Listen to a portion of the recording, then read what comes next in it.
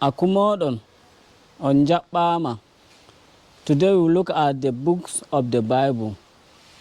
Deftere seninde, alkawal kingal, deftere dokaji, fuɗɗode, wurtaki, yawan lewiyanko'en, limgal, tokkitaki alkawal, defte tarihi, Joshua, hitotoɓe, Ruth, Sama'ila aranol, Sama'ila ɗiɗaɓol, laamiɓe aranol, laamiɓe ɗiɗaɓol,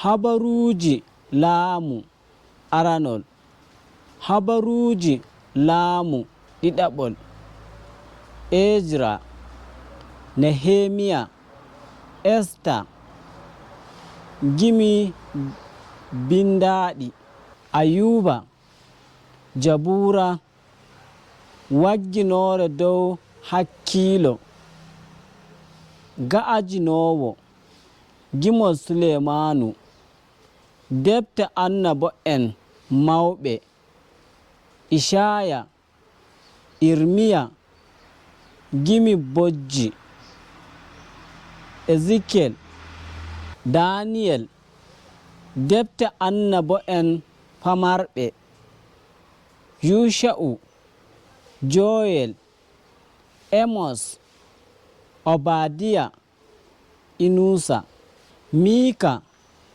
Nahum, Habakuk, Japaniya, Haggai, Zakariya'u, Malakai, alkawal kesal, habaru belɗum, Matthew, Markus, Luka, Yahaya, kuuɗe lilaɓe, defte Bulus, Romanko'en, Korintiyanko'en aranol, Korintiyanko'en ɗiɗaɓol, Galatiyanko'en, Afisanko'en, Filibiyanko'en, Kolosiyanko'en, Tesalonikanko'en aranol, Tesalonikanko'en ɗiɗaɓol, Timoti aranol, Timoti ɗiɗaɓol, Titus, Filimon,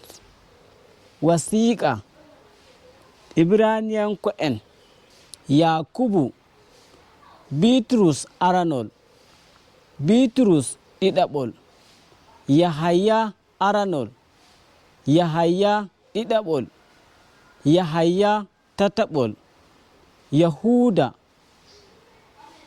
annabaku, wahayu Yahaya. Thank you very much. We will see you for the next video. Nyallen jam.